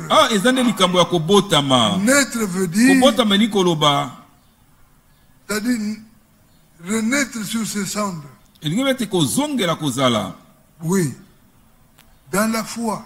na kati na kondima Tout part par la sémence. nyonso ekouta na nzela momboto Comme nous sommes rassemblés ainsi, ndenge toyangani boye le Seigneur nous parle. kolo akolobela biso Et il attend pe que la akozela parole entre dans le cœur d'un chacun. ete liloba ekota kati na motema moko na Par moko l'écoute de cette na nzela parole, boyoki ya liloba nos oyo vies doivent changer. bomoi na biso masengeli mabongwana Comment nos vies changeront? ndenge nini bomoi na biso ekobongwana Comment les saurons-nous? ndenge nini tokoyeba yango Chacun sait de quelle manière il vit. moko na moko ayebi lolenge kani abikaka Bien-aimés frères, balingami bandeko si tu étais impudique, soki ozalaki moto na bomoi na toi-même tu pite sais que je suis impudique. yo moko oyebi ete ngai naza moto na pite Lorsque le changement entre en toi, ntango mbongwana ekoti na kati na yo l'impudicité doit te quitter. nde na we pite esengeli etika yo Oui. ya Si solo tu étais voleur, soki ozalaki moyibi le vol doit te quitter. moyibi esengeli etika yo Tu dois changer de direction. esengeli obongola nzela Tu kolanda allais comme ça. ozali kokende ngambo On oyo te dit que non, au bout de cette avenue, il y a un lion. nde babaisi na suka ya balabala kuna nkosi moko azali Tu te détournes. nde obaluki Tu changes de direction. obongoli nzela Tu vas kokende dans l'autre sens. oke na ngambo mosusu C'est ça net de nous. yango wana nde kobota mbala na sika Bien-aimés frères, balingami nous ne bandeko pouvons pas dire, prétendre que nous sommes nés de nouveau tokoki koloba te ete biso tobotami mbala na si nous sika continuons à marcher comme par le soki passé. tokokoba kotambola kaka ndenge ezalaka kala te te Il faut qu'il y ait un changement esengeli radical. mbongwana mobimba ezala Il faudrait que les gens qui nous regardent esengeli ete bato bakotala puissent biso dire, ah, bakoka koloba ce monsieur ici là a ah, changé. moto oyo abongwani Parce qu'il n'est plus comme il était. pamba te aza su ndenge azalaki te Bien-aimés frères, balingami tu bandeko dois changer même d'amis. esengeli obongola ata baninga akozala na bango Oui, parce qu'il n'y a pas de commune mesure pamba te boyokani mozali asa moko entre te un croyant et un païen. kati na mondimi na Vous allez mopagano parler de quoi? bokosola nini Il va t'édifier en quoi? akotonga na Toi, nini tu as besoin que ta foi grandisse. yo oza na bosenga ete Mais kondima tu es ekola toujours en compagnie avec ce kasi monsieur ntango nyonso ozalaka na bato qui wana ne fait que te raconter des balivernes. akomemelaka masola mabe Il n'en est pas question. likambo eza bongo te Si tu espères faire de progrès avec Christ, soki okolika kokende liboso elongo na change kristo tes amis. bongola baninga na yo akozala na bango William Branham d'abord disait, ndeko william branham azali koloba dis-moi kuti celui que tu fréquentes yebisenga moto otambolaka na et je ye te dirai ce que tu mpe es. ngai nakoyisa ye yo ozali nani Un croyant ne peut pas voir un ami quelqu'un de monde. Non. mondimi akoki kozala moninga moto ya Si mokili ce sont te les te affaires, soki eza mombongo ça bakosala peut se faire. ekoki kosamba nango Mais dès que les affaires kasi terminent, ntango kaka mosala kosala vous esili vous séparez. bokabwani Bien-aimés frères, balingami bandeko cela est hyper important. eza likambo moko motu ya Parce que le koleka temps que nous vivons, pamba te ntango ce tokobika sont des temps qui arrachent de nous eza na ntango ekosenga uta na biso une entière abnégation. oyo ezali komiboya mpenza makasi Un abandon total entre les mains du Seigneur. komitika mobimba kati na maboko na nkolo Oh non frère, je me colle à lui. oyo ndeko po ete nakangamaka na ye po Parce que ete si je me détourne de lui, po ete soki je ne natiki ye saurais comment manger. nakoyeba te ndeni nakoki kolia Bien-aimés frères, Balingami bandeko. c'est un faux argument. wana eza likambo ya lokuta Parce que David, pamba te david qui est celui, l'homme selon le cœur de yo Dieu, azali moto kokanisa motema na nzambe dit, alobi j'étais jeune. nazalaki elenge Nous connaissons tous les témoins. biso banso toyebi likomi J'ai vieilli. nanoni Je n'ai jamais, natikala komona te il n'a jamais natikala komona te un juste abandonné. wana moyenge ebene kosundolama Où sa postérité mendiante. tobokita na ye kokaelela lipa Ce n'est pas seulement à ton tour que Dieu va changer. eza kaka te na ngala no nde nzambe akobongwana Faites confiance au ya Seigneur. motema epai na nkolo Oui, bien aimé. ya solo balingami Dieu est celui nzambe azali oyo qui sait donner de l'espoir ayebi kopesa à elikya un homme qui était sans espoir. na moto oyo azangaki elikya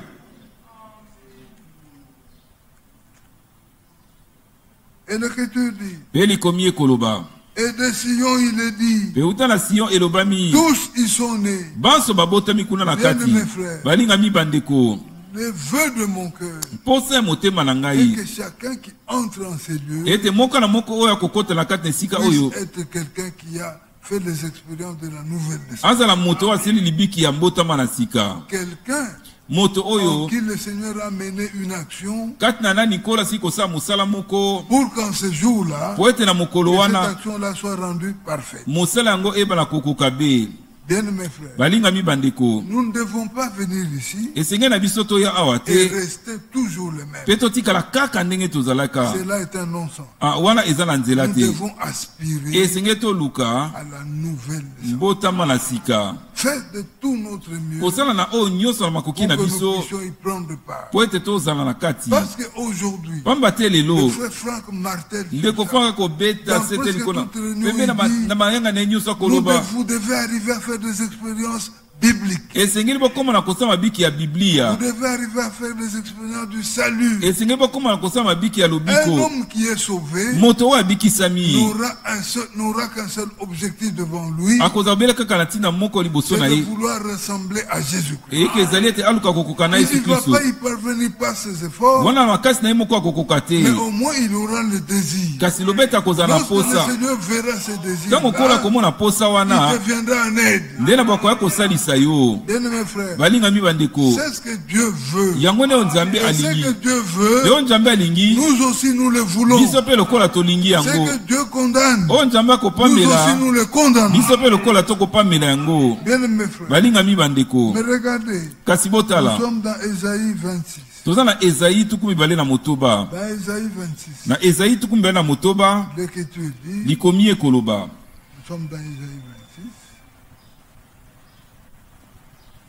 À partir du verset 8e, l'Écriture dit, kobanda nzela ya mwambe likomi ekoloba aussi nous t'attendons, ô Seigneur, nde na boye tokozela oyo nkolo sur la voie de tes jugements. wana na nzela ya bisambiselo na yo Notre âme soupire après ton nom et après ton souvenir. elimo na biso ekolela nsima na nkombono mpe na nsima ya likanisi na Mon yo âme te désire pendant la nuit, elimo na ngai ekolinga ekoluka yo kati na butu et mon esprit te cherche au-dedans de mpe moi. molimo na ngai makoluka yo na kati na ngai Car pamba lorsque te tes jugements s'exercent sur la terre, ntango bisambiselo na yo makosalema likolo na les mokili habitants du monde apprennent la justice. bafandi ya mokili bakoyekola boyenge ebene Bien-aimés frères, balingami bandeko ça ce sont des versets qui nous concernent. oyo eza nde makomi oyo etali Nous ne biso pouvons pas être aujourd'hui lelo d'accord avec là où s'exerce la justice. tokoki kondima te esika api kozanga boyenge ebene kosalema Non, te nous voulons, parce que notre Dieu, c'est Pamba- un Dieu juste. pamba te nzambe na biso eza nzambe oyo ya sembo Et ce qui est juste mpe oyo ezali sembo doit être aujourd'hui esengeli lelo ezala notre désir. posa na biso Mais regardez, kasi botala au verset 17, na nzela zomi na sambo l'Écriture dit, likomi ekoloba comme une femme enceinte lokola mwasi oyo aza na zemi sur le point d'accoucher, wana pembe na kobota cet or est nde crie akobaluka mpe akoganga au milieu de ses douleurs. na kati ya bapasi na ye Ainsi avons-nous été loin de ta face. Nde na- ô Seigneur.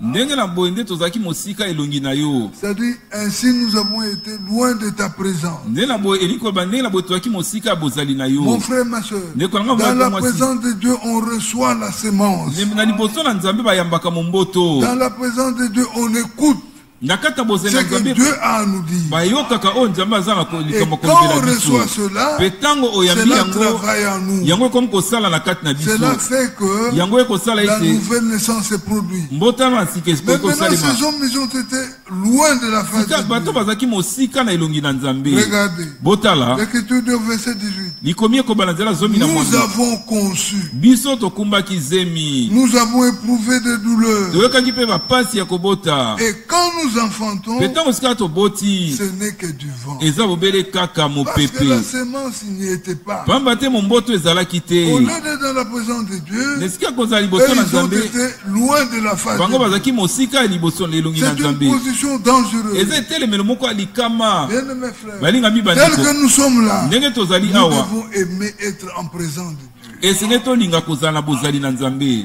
Et la conséquence, mpe oyo ekoya na nsima le pays n'est pas sauvé.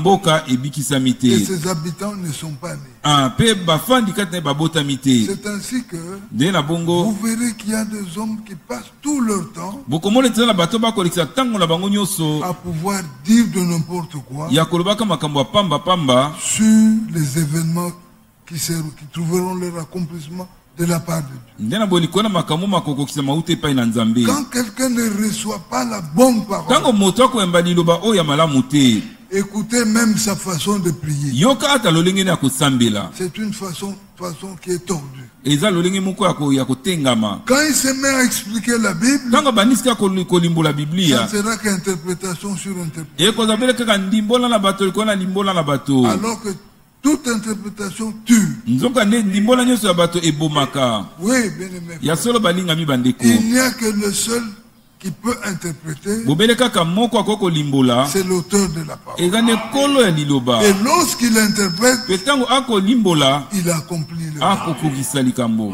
Bien aimé frère. Balingami Et bandeko. l'Écriture dit, Peli komi ekoloba.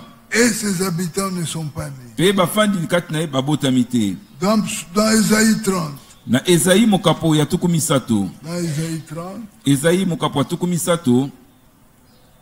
l'Écriture dit à partir du verset 8e. Likomi ekoloba kobana nzela ya mwambe. L'Écriture dit, Likomi ekoloba. va maintenant écrire ces choses devant toi sur une table. Ah, kenda sika akoma makambo oyo likolo na mesa moko. Et Liboso na bango likolo na grave-les mesa dans moko. un livre, Pe yema yango na kata mukanda moko. afin qu'elles subsistent dans des temps à venir, Na tinete yango eumela etikala kino na bantango mikoya. éternellement et à perpétuité. Wana seko na seko pe libela na libela. Ce sont des enfants, c'est un peuple rebelle. Eza libota moko batomboki. Vous connaissez les rebelles? Boyebi motomboki. Un rebelle, Motomboki. c'est celui qui s'insurge contre l'ordre établi. Eza ne moto akoteme ya molongo etiami. Il n'a même pas de raison, Aza kuna tina mais moko te. parce qu'il trouve que lui vaut mieux que l'ordre là, il se rebelle. Po ete ya komona te ye aza malamu koleka molongo na etiami ye atombokeli yango Un atelemeli enfant yango. de Dieu ne peut pas être rebelle. Mwana na nzambe akokozala motelemeli te. Non. Te. S'il ne comprend pas, Soki akososola te il s'arrête atelemi et il demande à Dieu pe akosenga que epai le na nzambe Seigneur arrive à lui expliquer. ete nzambe akomala Ce kolimbolela sont ye. des enfants menteurs, Eza bana oyo bato na bana ya lokuta. des enfants qui ne veulent point écouter la loi du Seigneur. Bana oyo balingi soko moke ete koyoka mobeko na nkolo. Ils ne veulent non seulement pas écouter la parole du Wana Seigneur, kaka te balingi koyoka liloba na nkolo te. mais ils ont aussi à la bouche ce langage Kasi na elobeli na monoko na mo aza pe na elobeli qui moko. disent aux voyants, Oyo bakoloba pe na bamoni ne voyez pas. bomona te. Et aux prophètes, Pe na basakoli ne nous prophétisez pas de vérité. bosakolela biso makambo ya bosolo te. Il y a des gens comme Eza ça. na bato ya bongo. Aujourd'hui, il y a des hommes sur la terre qui se comportent ainsi. Lelo eza na bato kata mokili oyo bakotambola elenge wana. Vous croyez que la lutte que le frère Franck mène là, Bino bokokanisa ete tumonde kofanga kobunda wana. c'est monsieur avec des gens comme ça. Eza na bato ya lolenge boye. Quelqu'un qui est là, Moto azali wana. il sait, je ne sais d'où il tire ça, Nayebi te soki azwi yango wapi. mais il dit que Kasi akoloba le ete Seigneur Jésus est déjà sur la terre. nkolo Yesu libela aza na kata mokili. Où est-ce qu'il a eu ça? Ye azwi yango wapi. Dites-nous des choses flatteuses.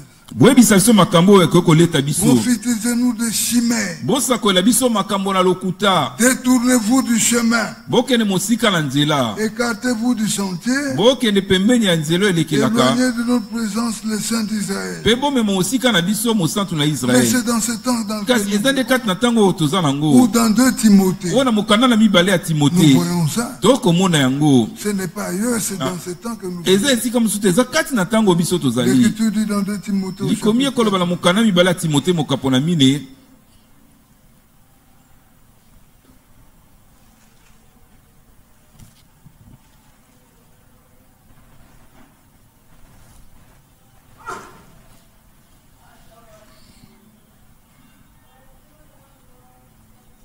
de Timothée 4 au verset 4.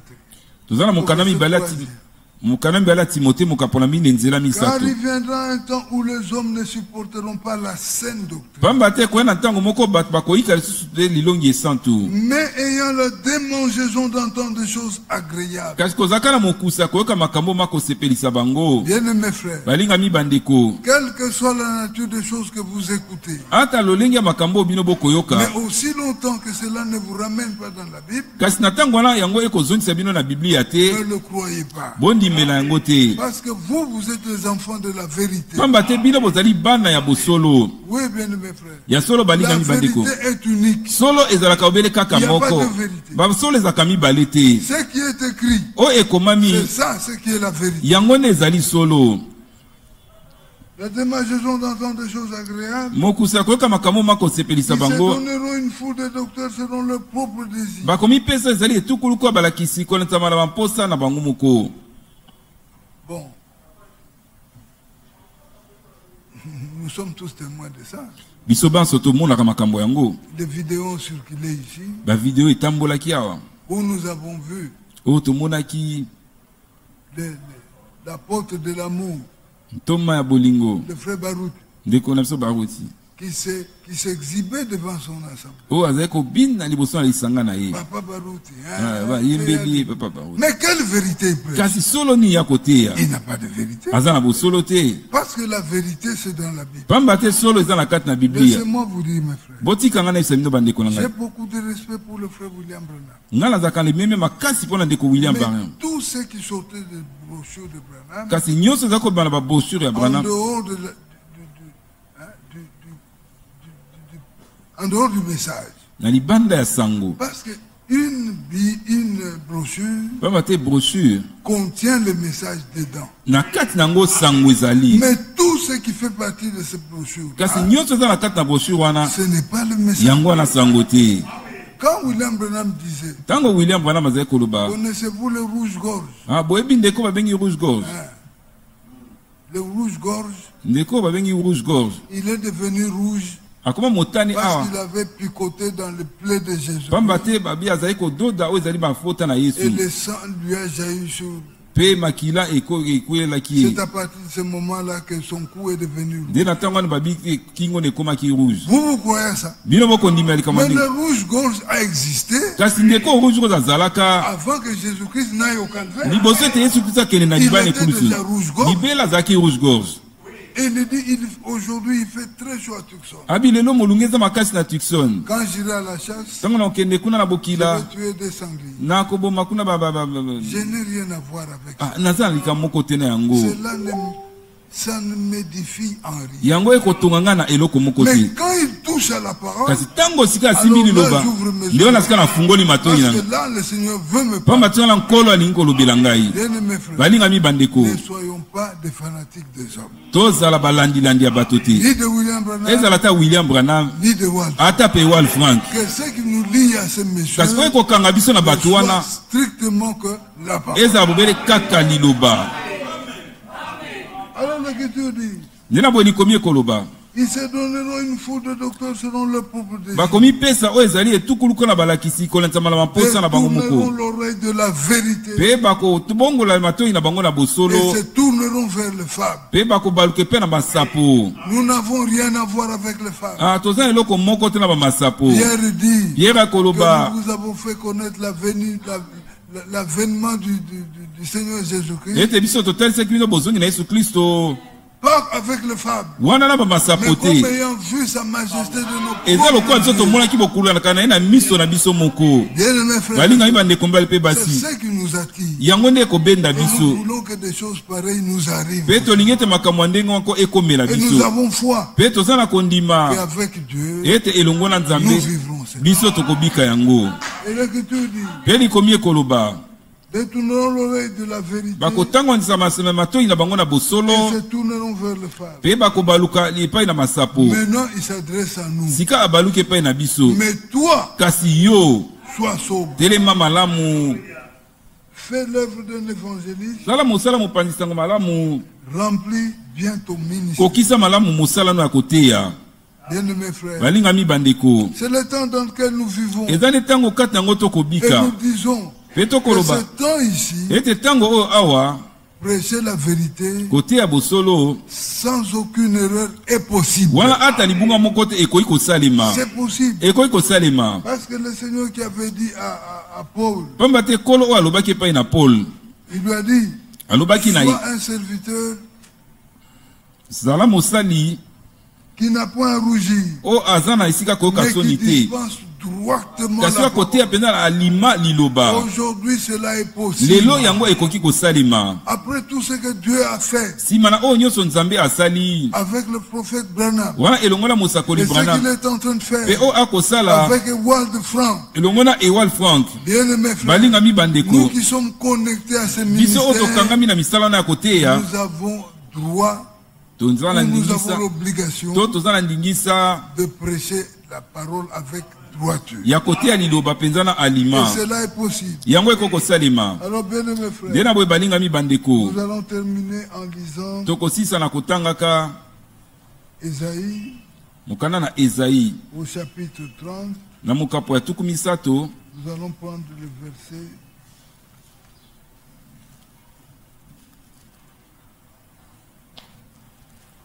À partir du verset 19. Isaïe 30, verset 19.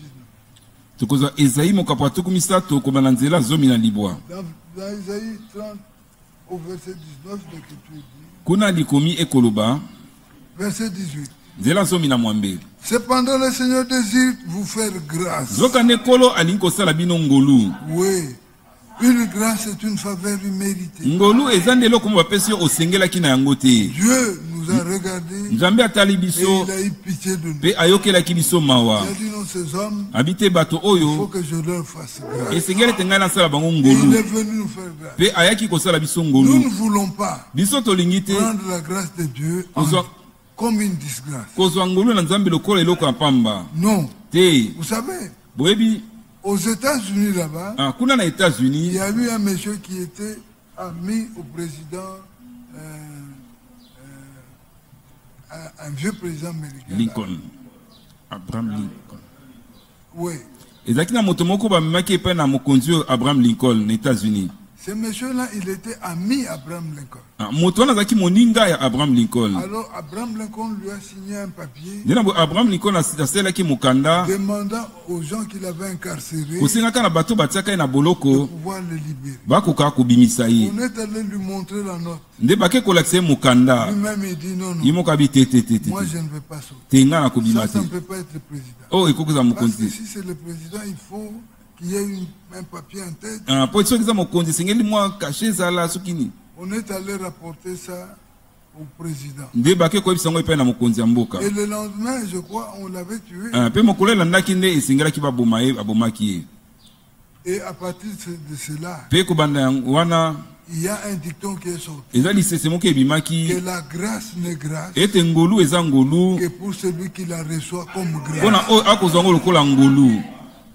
Dieu est venu nous faire grâce. Nzambe ayaki kosala biso Il a ngolu. compris notre misère. Amonaki Il a dit mapasi que na nous, pour biso. que ces hommes arrivent à se faire quelque chose comme nous dans ma vie, Abi lokola moto po kosala eloko moko ya malamu na il faudrait bomoi que je na ye vienne à leur aide. esengeli na ya kosalisa Il est bango. venu, il nous a tendu la perche. Ayaki atsemboli biso nzete. Que devons-nous faire? Nini esengeli na so Nous nous tosala accrochons. biso tokotingama kaka Parce que c'est la grâce que le Seigneur nous a pamba te eza nde ngolu onkolo asali Et biso aujourd'hui, le Seigneur nous a fait don pe de lelo grâce. nkolo asali biso likabo ya ngolu. Bien-aimés frères, Balingami et bandeko l'Écriture dit, pe likomi ekoloba il se lèvera pour vous faire miséricorde. akotelema po ete asala bino bosawa. Nous bénéficions de la miséricorde. Biso tokozwa litomba ya bosawa na nkolo Car le Seigneur est un Dieu juste. pamba te nkolo azali nzambe moko ya sembo. Heureux tous ceux qui espèrent en lui. Esengo na babanso bakolikia kati Nous na ye. espérons dans le Seigneur. Biso tokolikia kati na nkolo. Bien-aimés frères, Balingami c'est bandeko lui qui n'espère pas dans le Seigneur. oyo akolikia kati na nkolo te C'est un homme foutu. aza moto oyo esili mpo na ye. Verset 19. Nzela zomi na libwa Oui, peuple de Dieu. ya solo libota na Oui, nzambe peuple de Sion. ya solo libota na Sion. Habitant de Jérusalem. Mofandi ya Yerusalema Tu ne pleureras okolela plus. lisusu te. Nous n'allons plus pleurer. Tokolela lisusu te. Il te fera grâce. Akosala o ngolu Quand tu crieras, ntango okoganga. il te fera grâce quand tu crieras. Akosala o ngolu ntango okoganga. Dès qu'il aura entendu, Ntango kaka ye akoyoka il t'exaucera. ye akopesa o eyano.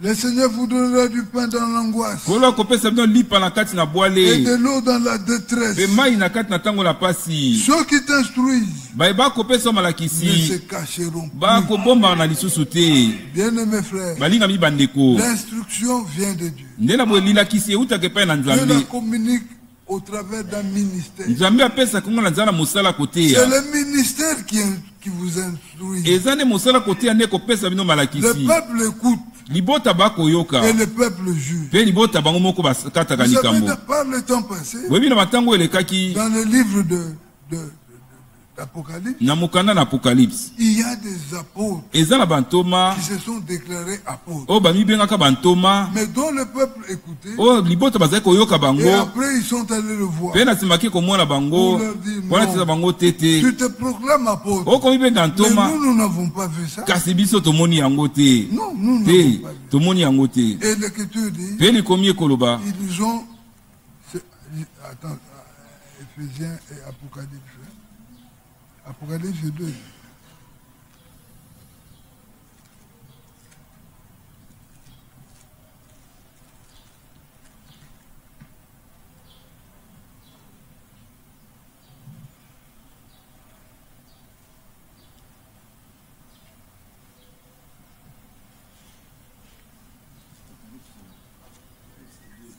Pardon? 2 de verset.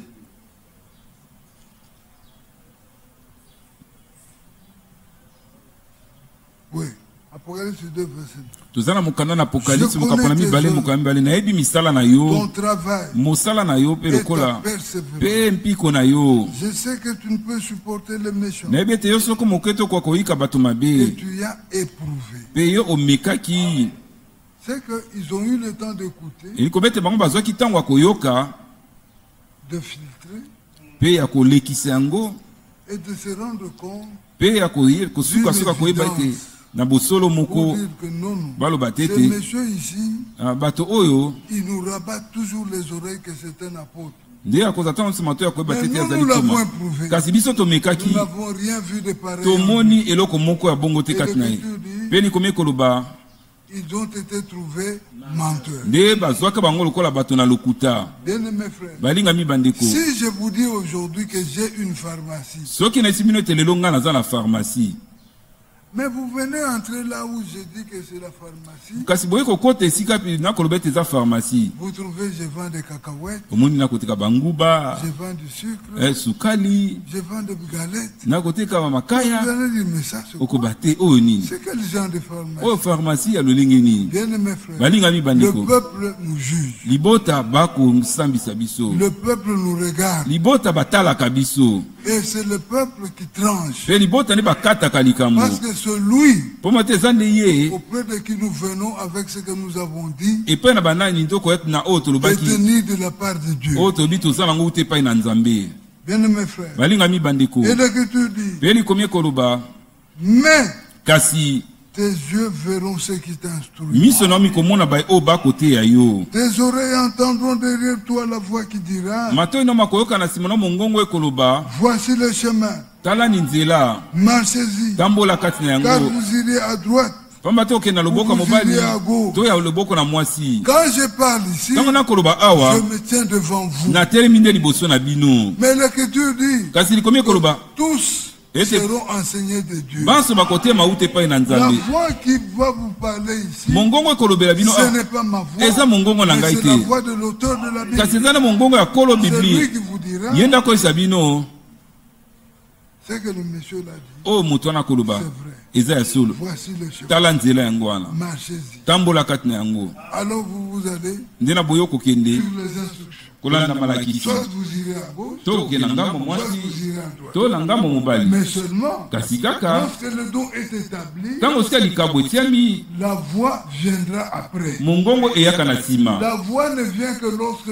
le ministère est confirmé. mongongo eyaka obele ntango mosala koteyama endimami Oui. Ya solo. Alors là, vous avez la certitude nde wana oza na que kosukisama ce que nous venons d'écouter, ete oyo biso touti koyoka c'est la parole de Dieu. eza nde liloba na nzambe Parce que la voix pamba te mongongo aura confirmé ça. ekondimisa yango Et l'Écriture dit, mpe likomi likoloba vous tiendrez pour souiller l'argent qui recouvre vos idoles. nde na boye bokozwa kwa mbindo mosolo ekosipa bikeko na bino Et l'or dont ils sont revêtus. mpe wolo oyo yango esipami na yango Tu en disperses là les débris, nde okopanza oyo ezali bandamundambu na yango comme une impureté. lokola biloko ya mbindo Hors d'ici, libanda na awa leur diras-tu. nde okoloba na bango Bien-aimés frères, balingami bandeko aujourd'hui, lelo les serviteurs de Dieu basali na nzambe prêchent selon Ézéchiel 44. bakoteya kolandisama na ezekiel 14. Dans Ézéchiel na 44, ezekiel 14 l'Écriture dit, likomi likoloba nous sommes dans Ézéchiel,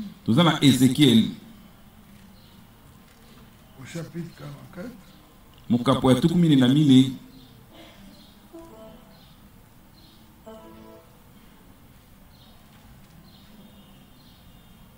l'Écriture dit à partir du verset 21.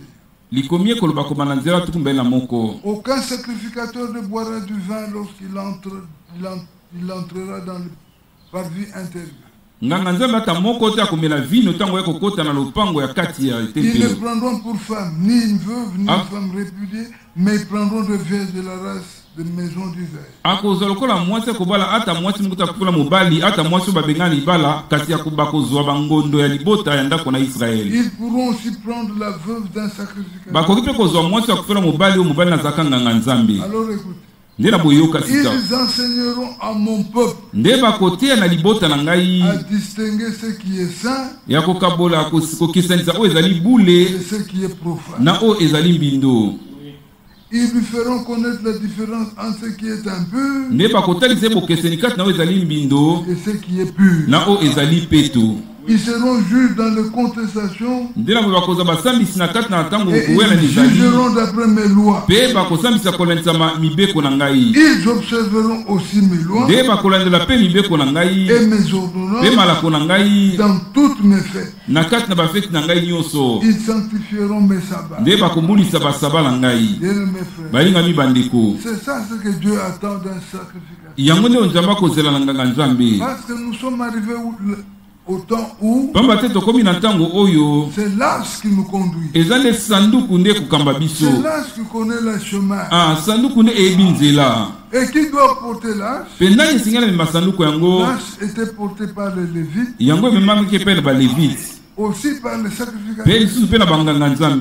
Bien mes frères. Balingami bandeko, Aujourd'hui, c'est l'âge qui trace le chemin. lelo nde sanduku nde kolakisa nzela. C'est la parole Eza nde qui liloba nous montre vers où nous allons. ekolakisa so epai wapi Et tokokende nous suivons la mpe parole. biso tokolanda liloba. C'est pourquoi Nde na ntina nango implorons la grâce de Dieu tobelela ngolu na nzambe d'avoir un comportement correct. tozala ezaleli moko mpenza ya De ne pas malamu. entrer en contestation avec la parole. Nde na boye tokɔta na kotelemela na De liloba nous te. laisser entraîner par la parole. Totika ete tobendama na nzala na liloba. Bien aimés frères et Balinga sœurs, bandeko mbali mpe basi que le Seigneur nous bénisse kolo apambola biso et qu'il nous vienne en aide. mpe aya kosalisa biso. Lui seul qui connaît nos défaillances. Ye moko ayebi oyo ezali kozanga makoki na biso kozangi na biso. Implorons sa grâce. Tobelela ngolu na ye Avouons-lui nos faiblesses nde totubela bolembu na biso et prions-le mpe tobondela ye afin qu'il vienne nous secourir. na tete aya kosalisa biso.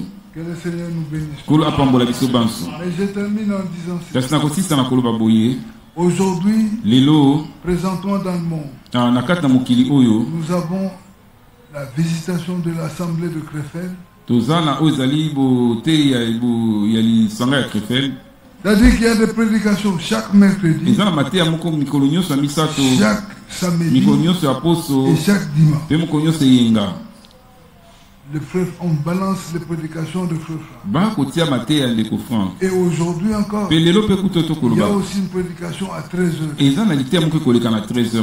En tout cas, ce qui me concerne, na oyo etali ngai je ne pouvais pas accepter de pouvoir prêcher. nalingai kondima koteya te Parce que je ne peux pas vouloir faire ombrage à frère Franck. pamba te nakoki kozala epekisola ndeko Frank te. Je vous dis, mes frères, nakosana bandeko na ngai c'est un frère que j'aime avec tout mon cœur. eza ndeko moko nalingaka ne motema na ngai mobimba. Parce que pamba te j'ai connu le message par lui. nayebaki sango na nzela na ye. Alors, si il m'était demandé soki esengamaki na mon ngai opinion, na oyo ezali j'aurais likanisi na ngai dit qu'on attende jusqu'à 13h nalingi koloba ete tozela kino na 13h pour qu'on écoute po ce ete que le toyoka frère Franck a à nous dire. oyo ndeko Frank aza nango ya koyebisa biso. Ce que le frère Franck dit est important. oyo ndeko Frank alobaka ezalaka na Plus que kino ce que vous venez de dire. koleka oyo kuta oyo boti koyoka. Parce que lui, pamba te ye il est le serviteur fidèle aza mosali ya sembo et prudent. mpe ya bokebi. Alléluia. Amen. Que Dieu, oyo pas les hommes, bato mais te que Dieu a établi oyo nzambe asili kotia sur d'autres domestiques likolo na basali mosusu afin de leur donner la nourriture au temps na convenable. tete apesa bango bilei na ntango oyo Chaque elongo fois que bani le frère Franck prêche, na ntango nyonso ndeko Frank c'est akoteya un temps convenable pour eza nous. ntango elongo bani mpo na biso. Que le Seigneur nous bénisse. kolo apambola biso. Seigneur Dieu notre Père, Kolo nzambe tata na biso nous te disons merci tolobi na yo melesi pour ta sainte et précieuse parole. mpona liloba na yo esantu mpe ya talo. Tu désires nous faire grâce Yo lingi kosala biso ngolo. Et tu as dit tu te lèveras pour nous faire miséricorde. Pe yolobaki ko kotelema po etosala biso Tu as bosawa. dit dès que tu crieras, je t'exaucerai. Pe yolobaki tango ka kokobeta ntangwa na koyanola yo. Comme un enfant, nous crions vers toi. Lokola bana to beleli epai na yo. Toi-même, tu sais discerner le besoin. Yo moko oyebi kotala malamu bosenga. Si c'est la famine, Soki ezali nzala si makasi. c'est la chaleur, Soki ezali molunge. c'est toi qui sais discerner. Ezali yo nde oyebi Et tu as kososola. dit dans ta parole, Olobaki na liloba na yo. quand le juste crie, Tango mosembo azali kobeta le Seigneur ntangwa. l'entend, Nkolo azali koyoka il les ye. délivre de toutes ses Azali détresses. kokangola ye na bwale na ye nyonso. Délivre-nous de toutes nos Kangola biso détresses. na babwale na Tu biso es le nyonso. Dieu de Yo délivrance. ozali nzambe ya bokangolami. Comme cet aveugle Bartimée, lokola molanda oyo nous Bartimée. crions à toi, Jésus, fils de Topeki David. ntango epai na yo Yesu Sauve-moi. bikisa ngai. Change nos cris de détresse Yo bongola bantango na biso ya en pasi cris de triomphe. na bantangwa ya cri de elonga, victoire. na bantangwa ya elonga. Nous sommes venus vaincus, toyaki awa mais nous tolongama. voulons sortir d'ici vainqueurs. tolingi kobima na esika oyo Nous sommes wana venus tokoba souillés. toyaki awa na mbindo. Nous voulons sortir d'ici Tolingi purifiés. kobima awa topetolami. Nous sommes venus malades. toyaki tozalaki kobela. Dans le nom de Jésus, nous sommes guéris. Merci pour ta sainte et précieuse parole.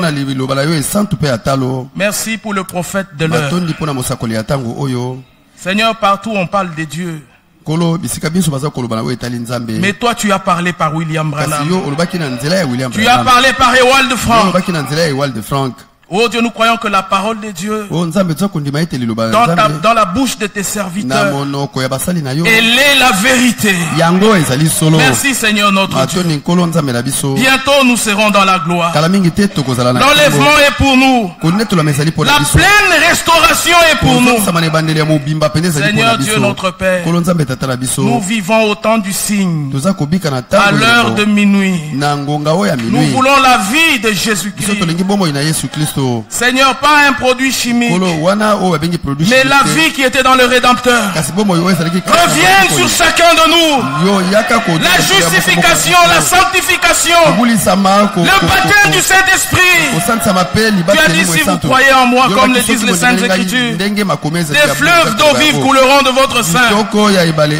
Seigneur notre Dieu, nous voulons voir ces fleuves-là de bénédiction dans toute notre vie, jusqu'à ce que Jésus revienne. En son nom béni, nous t'avons ainsi demandé. Amen. Merci notre frère, que Dieu te bénisse.